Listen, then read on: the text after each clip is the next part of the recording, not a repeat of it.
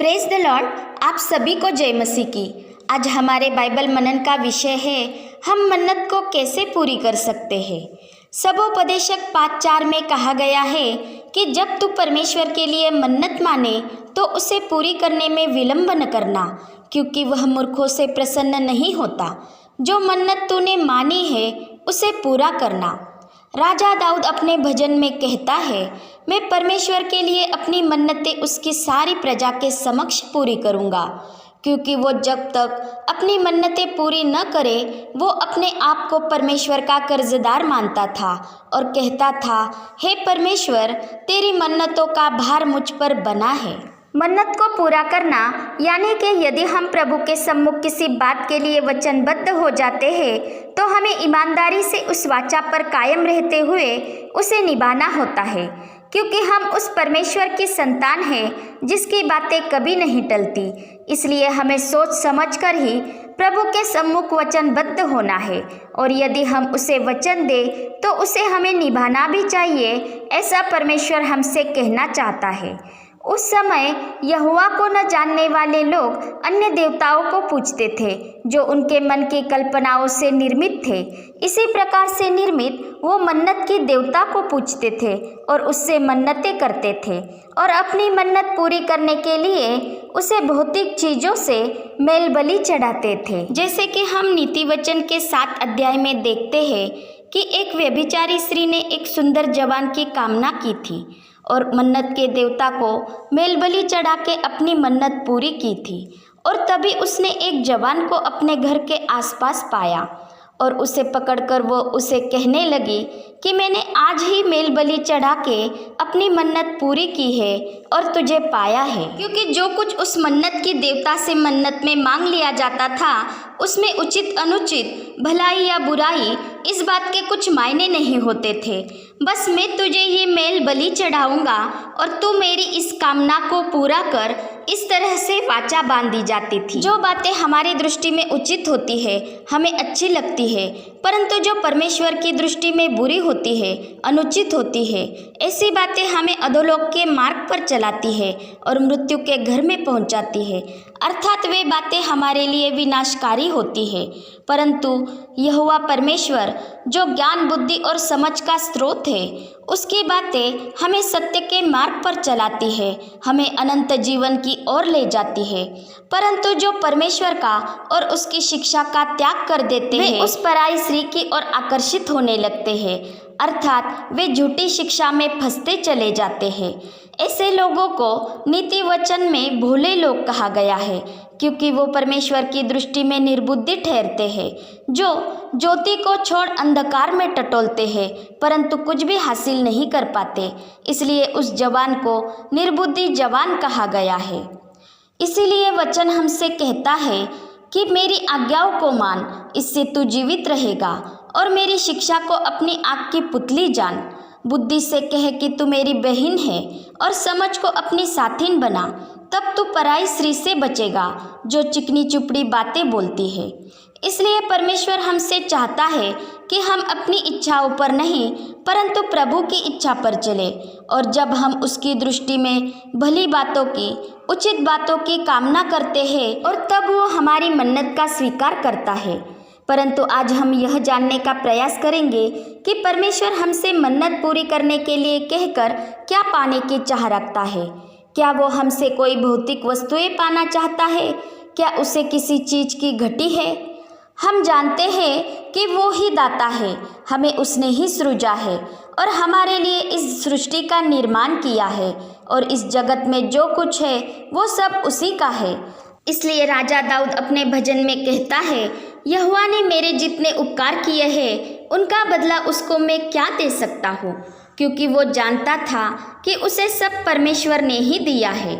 परमेश्वर कहता है, मैं न तो तेरे घर से बैल न तेरे पशुशालों से बकरे ले लूँगा, क्योंकि वन के सभी जानवर, हजारों पहाड़ों के मवेशी मेरे ही हैं। पहाड़ों के सब पक्षियों को मैं जानता हूँ, मैदान में विचरने वाले पशु मुझे याद है, क्योंकि वे सब मेरे ही हैं। यदि मैं भूखा होता तो तुझसे न कहता, क्योंकि जगत और जो कुछ उसमें है वह मेरा है। क्या मैं बैल का मांस खाऊंगा? क्या मैं बकरों का लहू पीता हूँ? परमेश्वर हमसे कोई वस्तुएं या अन्य सामग्री पाने के लिए लालायित नहीं रहता और न ही किसी वस्तुओं का प्रयोजन सामने रखकर वो मनुष्यों के हाथों से अपनी सेवा करवाना चाहता है, क्योंकि वह तो आप ही सबको जीवन, श्वास और सब कुछ देता है। हम जो कुछ वस्तुएं दान अर्पण के रूप में देते हैं वो सब परमेश्वर की कृपा से ही हमारे पास होते हैं। दरअसल वो सब हम मनुष्य के लिए ही देते हैं, परंतु जब उस अर्पण को हम परमेश्वर का आदर करते हुए संतोष से दे तो परमेश्वर उससे प्रसन्न होता है, क्योंकि जो परमेश्वर से प्रेम रखते हैं वे आपस में भी प्रेम रखें, यही वो चाहता है और यह उसी की आज्ञा है। तथा जो कंगाल पर दया करता है वह परमेश्वर को उधार देता है और वो अपने इस काम का प्रतिफल पाएगा, ऐसा वचन कहता है, क्योंकि उसी ने एक ही मूल से मनुष्यों की सब जातियां सारी पृथ्वी पर रहने के लिए बनाई है और उनके ठहराए हुए समय और निवास के सिवानों को बांधा है। तो उसे हम कौन सी वस्तुएं दे सकते हैं, जिसने हमारे लिए अपने निज पुत्र को भी न रख छोड़ा, अर्थात यीशु मसीह परमेश्वर का पुत्र बन के इस जगत में आया। उसने हमारे पापों के बदले अपने ही देह का बलिदान क्रूस पर चढ़ाया, अपना लहू बहाया और उस लहू पर विश्वास करके हम शुद्ध हो जाते हैं, हम पवित्र ठहरते हैं और तीसरे दिन मरे हुए में से जी उठकर उसने हमें मृत्यु से छुड़ाया और अनंत जीवन का अधिकारी बना दिया। तो ऐसे परमेश्वर को हम क्या वस्तुएं देकर अपनी मन्नतें पूरी कर सकते हैं? मीका 6:8 में कहा गया है, हे मनुष्य, परमेश्वर ने तुझे दिखा दिया है कि क्या भला है।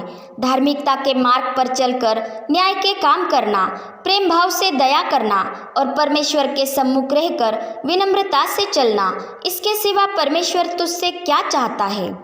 तथा भजन संहिता 50 में कहा गया है कि परमेश्वर को धन्यवाद ही का बलिदान चढ़ा और परम प्रधान के लिए अपनी मन्नतें पूरी कर। इसीलिए दाऊद कहता है, हे परमेश्वर, तेरी मन्नतों का भार मुझ पर बना है, मैं तुझे धन्यवाद का बलिदान चढ़ाऊंगा। और अपने भजन में वो कहता है, यहोवा धन्य है क्योंकि उसने मेरी गिड़गिड़ाहट को सुना है। यहोवा मेरा बल और मेरी ढाल है, मेरे हृदय ने उस पर भरोसा रखा और मुझे सहायता मिली। मेरा मन आनंदित हुआ है और मैं गीत गाकर उसका धन्यवाद करूँगा। दाऊद संकटों में, क्लेशों में भी परमेश्वर पर आशा रखता था, उसे धन्यवाद का बलिदान चढ़ाता था और किसी भी परिस्थिति में परमेश्वर के मार्ग से हटता नहीं था। वो परमेश्वर के खराई के मार्ग पर ही चलता था और खुद परमेश्वर उसकी ढाल ठहरता था। इसीलिए संकटों से घिरा होने के बावजूद भी वो अपने भजन में कहता है, परमेश्वर की सहायता से मैं उसके वचन की प्रशंसा करूंगा। परमेश्वर पर मैंने भरोसा रखा है, मैं नहीं डरूंगा। नीरा मनुष्य मेरा क्या कर सकता है? परमेश्वर का वचन खुद प्रभु यीशु मसीह है और उस वचन में ही हमारा उद्धार है। सीधे मार्ग पर चलते हुए सच्चे मन से परमेश्वर की आराधना करने वाला, उसके लिए धन्यवाद का बलिदान चढ़ाने वाला परमेश्वर की महिमा करता है, उसका सम्मान करता है। तो ऐसा आराधक परमेश्वर द्वारा उसके उद्धार को पाता है। जैसे परमेश्वर ने दाऊद को सारे क्लेशों से, संकटों से बंधन मुक्त किया, उसे मृत्यु से छुड़ाकर जीवन दिया और राजगद्दी पर बिठाया और दाऊद का उद्धार किया, वैसे ही प्रभु यीशु ने हमें मृत्यु से छुड़ाया, पाप और श्राप के बंधन से आज़ाद किया, हमें अनंत जीवन दिया और हमें अपने राज्य का वारिस बनाया और हमने भी परमेश्वर द्वारा अपने उद्धार को पाया। जब हम सच्चे मन से प्रभु यीशु पर विश्वास करते हैं और उसी के खराई के मार्ग पर प्रभु की इच्छा पर चलते हैं और अपने जीवन से हर परिस्थिति में प्रभु को महिमा देते हैं और आत्मा और सच्चाई से उसकी आराधना करते हैं, तो हम अपने आत्मा में यीशु मसीह का दर्शन पाते हैं। हम उस उद्धार को महसूस करते हैं, क्योंकि पिता भी अपने लिए आत्मा और सच्चाई से आराधना करने वालों को ढूंढता है। और जब यीशु मसीह दूसरी बार अपनी बाट जोहने वालों के लिए आएगा, तो उसके सच्चे आराधक जो मसीह में जयवंत हुए हैं, वे परमेश्वर के राज्य के अधिकारी होंगे। जब हम मनमगन होकर परमेश्वर की स्तुति करते हैं, उसका धन्यवाद करते हैं, तो हम उस नाम को धन्य कहते हैं जो नाम सर्वश्रेष्ठ है। इसलिए यीशु को परमेश्वर का नाम भी कहा गया है। दाऊद भी अपने भजन में कहता है, हे परमेश्वर, मैं तुझे स्वेच्छा बलि चढ़ाऊंगा। हे यहोवा, मैं तेरे सर्वश्रेष्ठ नाम का धन्यवाद करूंगा। वो सर्वश्रेष्ठ नाम प्रभु यीशु मसीह है, जो नाम सब नामों में सर्वश्रेष्ठ है, जिस नाम में उद्धार है, जिस नाम में अनंत जीवन है, और जो नाम सामर्थ, धन, ज्ञान, बल, आदर, महिमा और धन्यवाद पाने के योग्य है। परंतु यह सब वो हमारे सच्चे मन के द्वारा पाना चाहता है। हृदय की सच्चाई उसे भाती है, वो हृदय की था लेता है। भले ही वो हृदय टूटा हो, पीसा हो, तो भी प्रभु उसे तुच्छ नहीं जानता, क्योंकि ऐसे हृदय का समर्पण पूर्णाहुति की तरह होता है, जो प्रभु को पूर्णतः समर्पित हो जाता है। इसलिए टूटा मन और अनुतापी हृदय प्रभु की दृष्टि में योग्य बलिदान ठहरता है। जब वो प्रभु को समर्पित हो जाता है और प्रभु यीशु उस टूटे मन को, उस चूर चूर हो चुके मन को अटूट रूप में नए सिरे से अखंड बनाने की सामर्थ्य रखता है। क्योंकि जब टूटे मन वाला अनुतापी प्रभु यीशु के पास आता है, तो वो उसे कभी नहीं नकारता और न ही उसे निष्कासित करता है, बल्कि उस पर वो अपनी कृपा दृष्टि करता है, क्योंकि वो पापियों को मन फिराने के लिए बुलाने ही इस जगत में आया था। और आज भी वो पिता के पास हमारा सहायक है, जो हमारे लिए मध्यस्थी करता है। उसका पवित्र आत्मा पापियों को मन फिराने के लिए सहायता करता है, पापमय देह के कर्मों को मार डालने में उनकी सहायता करता है। और प्रभु यीशु उस टूटे मन को अपने सामर्थ्य से चंगा कर देता है, उसमें भलाई उत्पन्न करता है और उस मन की टूटी हुई चार दीवारी को फिर से बनाता है, ताकि शैतान का कोई भी वार, कोई भी चाल उस पर न चले। और जब हम अपने मन में उसके उपकारों को याद करते हुए उसका धन्यवाद करते हैं, प्रभु के भवन में, प्रभु की कलीसिया में प्रभु के उपकारों का वर्णन करते हुए उसकी महिमा करते हैं, ताकि सब मिलकर प्रभु की महिमा करें, तो हम अपनी मन्नतों को पूरा करते हैं। इसीलिए दाऊद भजन गाते हुए कहता है, यहोवा ने मेरे जितने उपकार किए हैं, उनका बदला मैं उसे क्या दूँ। मैं उद्धार का कटोरा उठाकर प्रभु का नाम लूँगा। मैं प्रभु का नाम लेते हुए धन्यवाद का बलिदान चढ़ाऊँगा और मैं प्रभु के लिए अपनी मन्नतें सारी प्रजा के समक्ष पूरी करूँगा। यहोवा के भवन के आंगनों में, हे यरूशलेम, तेरे भीतर पूरी करूँगा। हालेलुया।